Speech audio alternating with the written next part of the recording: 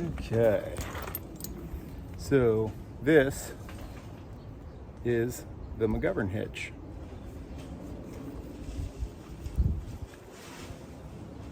Get a good look at it. I think it's easier to see versus the sky maybe than the tree, but I'll do both so you know. This is just my retrieval rope. Doesn't matter. Okay, but there's the McGovern Hitch turn, so you can really get it in good view. So the first thing is you got to start with a 32-inch hitch cord, which I know none of you guys have, but hopefully you're going to go buy one and try this out. So I'm going to undo it so that you see that. So the first thing to do is right there, pull that loop out, and you can get this side passed through. All right, I can come back down. This goes like that, and that should look like a pretty uneven, to most of you guys that know, VT almost kind of thing. 3 barrels, cross and across. Basically what I've done is combined a rope version of the rope wrench to get the bend in the rope and a VT climbing hitch. So to untie this, or to tie this,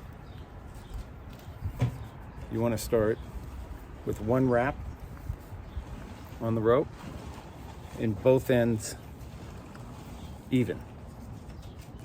Then what you're going to do is wrap up the rope, 1, 2.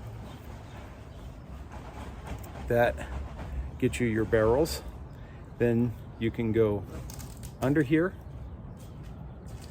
This gets you more friction on the knot, or you can go over. This gets you less friction on the knot. So depending on your hitch cord and your rope combo, you may want to go one way or the other. But the nice thing about this knot is either way is effective. There's going to be another alteration that you can make. Again, either way is effective. It's just with your rope and hitch combination, which one works the best for you. Okay, so in this combo, I've been preferring this under. Have I? Yeah, under. So then you do your 3 barrels. All right, you get your 3 barrels. You come under, go over with this one. This guy comes back around and he's basically done. This guy comes around one more time. Okay, here's the second alteration that you can do. I prefer to come under this line and then back in like that, but you can actually go over the line as well and come back in, but it changes, again, friction, but the knot still is effective as far as grabbing for you, just how it grabs and manipulates. This is my preferred method. So come under, right, get that nice twist, get some extra tail in there. Now you want to pull from where you've made that loop with that hitch, cross over right there. So you've made that, so you want to find this portion of the rope, and then you just pull that out, make a little opening for yourself. Okay, and now I'm going to take this longer tail, the one that was actually doing the tying, not the standing end that was being tied around, and I'm just going to pull that through that loop. All right, and then just pull the rope tight. Okay, so now you have tied the hitch, and in most cases this would be tying a hitch or something. This hitch is now dressed. Sometimes this will work out well. Since I was just climbing on this and I got it all balanced out and everything, you know, this still moves pretty effectively. But the first time that you go and try this hitch and you're tying it, more than likely this is going to be a bear. It's not going to want to move at all. And from my perspective, this knot is not properly dressed yet. What I do is I've tried it without a tender pulley. I have not had effective use of this without a tender pulley, so I always use a pulley.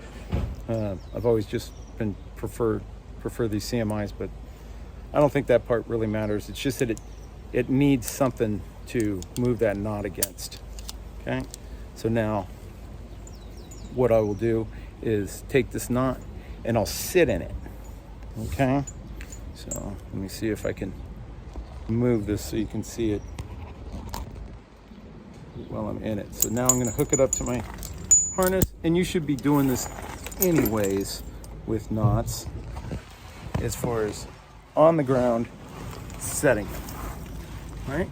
Okay, so now this is set but still not dressed. Now what I do is just balance it out. You can see this one looks pretty even and nice, and it doesn't really want to go. If you just kind of do this with it, it will basically tell you when it's even. Okay? So now I can get up off of this thing, and this thing wants to work like a good hitch does. And that is the McGovern Hitch that you can climb SRS or MRS system with it.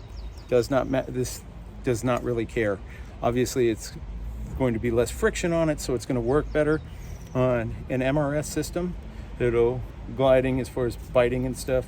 But one of the things that I like about this system is you cannot come down fast. If you are burning off on this, as soon as you let go, it's going to lock up. You're not going to be able to move it.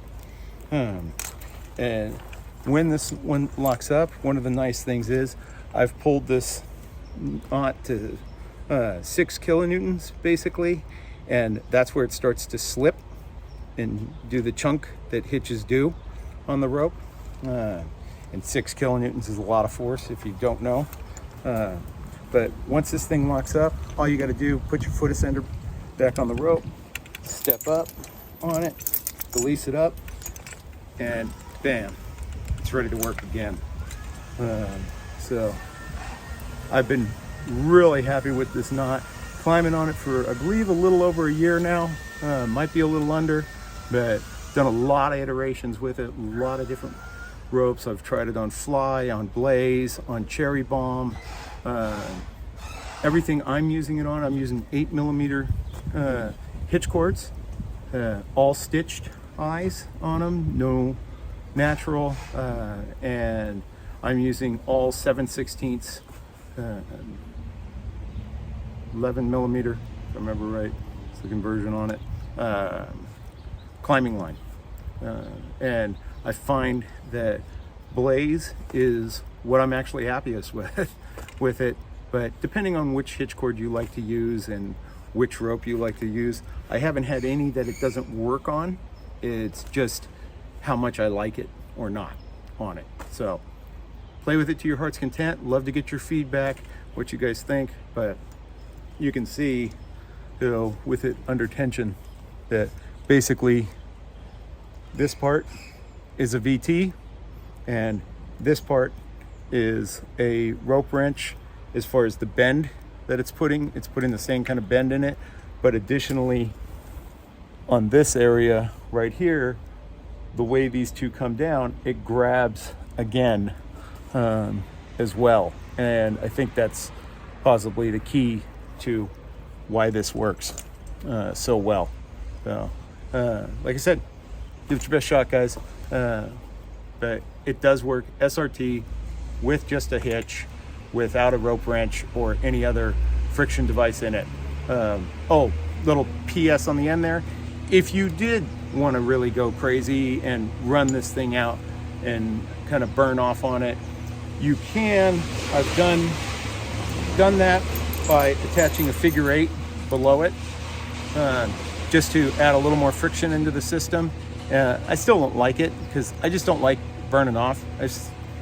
I did my railing out of trees kind of thing, you know, 60, 70 miles an hour type deal. Seems like whatever speed free fall is, basically. And I'm just not a fan. Just me, you know. Have fun, guys. Enjoy the trees. We need them. Love you.